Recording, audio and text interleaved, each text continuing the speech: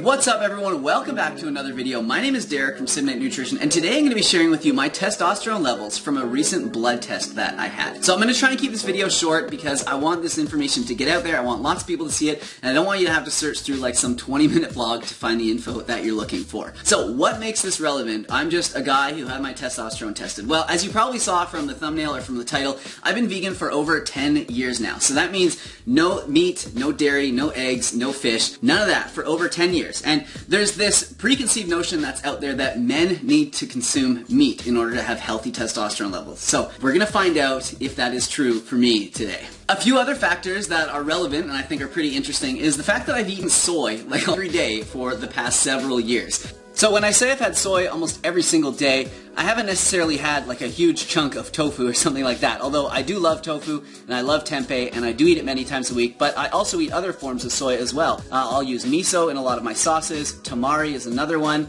I love edamame beans too, and I've also eaten flaxseed almost every day for the last several years. So these are two foods that are known to be high in phytoestrogens, and there seems to be a belief out there that these phytoestrogens are going to have a negative effect on our testosterone. So surely if I've been eating these foods almost daily for the last decade, we should see the effects of it in the results of my tests. So we're going to have a look here in a second and see if it does. Also, I am no spring chicken anymore. I'm 37 years old, and I think it's well known that our testosterone levels start to decline as we age. So it's just relevant because, you know, I'm not like some 19-year-old with like off-the-chart testosterone levels. I'm a 37-year-old male, so that should come into effect as well. And I also want to make it clear that I have never taken any performance-enhancing drugs, any steroids, any testosterone, or SARMs, or anything like that. Full Natty Brah. So I know a lot of you are sitting there on the other side of the camera being like, yo, does this guy even lift? Like, what's he talking about? He's not on anything. Well, it's an accusation that I often get, and people often say,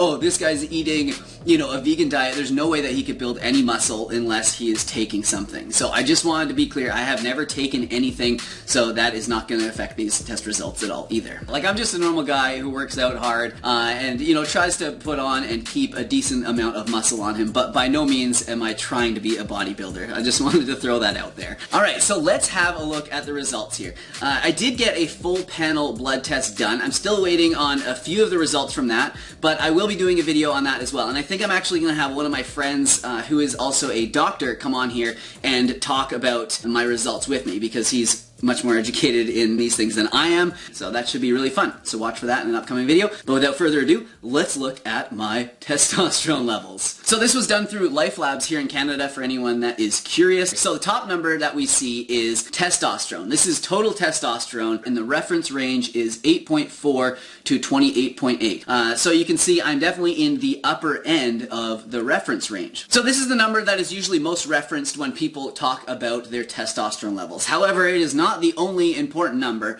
We have to consider many other things. So there's also something that you see at the very bottom that is called the sex hormone binding globulin. So I'm not trying to be a professional at this or anything. I'm not. I just like, you know a little bit about it, and I'm going to share it with you guys because it helps to kind of decipher the results here. So sex hormone binding globulin is just a carrier protein that carries different hormones around our body, but it is not free testosterone that we can use. It is actually like bound up and not bioavailable for us. So this number is important because it shows how much testosterone is actually being bound. So I am 56.6 nanomoles per liter, and the reference range is 10 to 70. So I'm in the upper end of that reference range as well. If I was lower, that would be better, but considering my testosterone is high and my sex hormone globulin is fairly high, that's okay. The problem would be if my testosterone was in the middle and my sex hormone globulin was like off the charts, or if my testosterone was low and my sex hormone binding globulin is where it is. That would be a problem.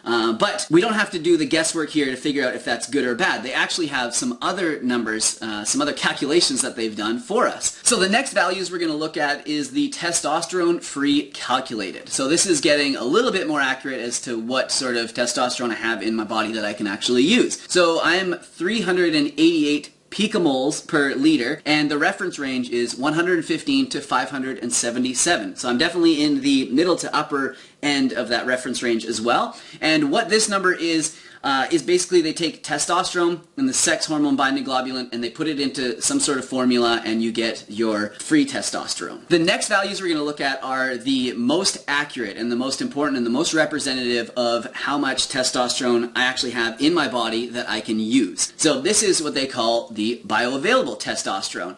And again, this is done through a calculation, and I'll explain that in a second, but you can see my number is 9.1 nanomoles per liter, and the reference range is between 2.7 and 13.5.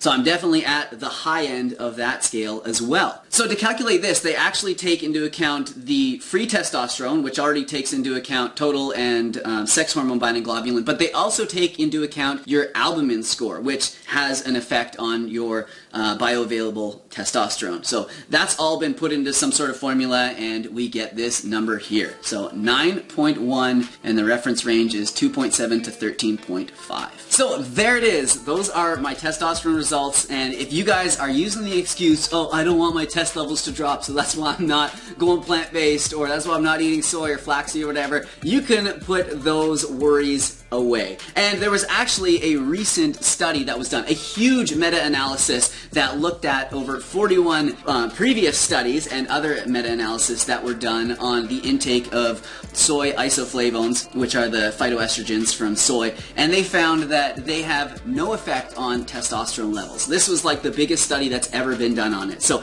I know my results here are a personal anecdote, but it goes along with the science as well. However, you don't have to eat soy if you want to go plant-based. You don't have to eat flax seeds if you want to go plant-based or vegan. I mean, these foods are just two of the many foods that we can eat. However, I don't see any reason to limit these foods, and they're both extremely healthful, so that's why I eat them nearly daily. So hopefully that settles it for some of us. I'm sure some people will still not be convinced, but you don't need to eat meat in order to build muscle, in order to have good testosterone levels, in order to be manly, whatever it is. You don't need to eat meat, dairy, any animal products to do it. So I think that's probably it for this video. Thank you so much for watching. Definitely share this video if you have a skeptic in your life that's like, oh man, that soy's gonna turn you into a woman, or you're gonna get man boobs or whatever. Send this video to them, prove them wrong. Thank you guys so much for watching. Let me know in the comments down below what you thought of my test results and what you think my blood test results are gonna be like coming up. And I'm gonna give you guys a spoiler.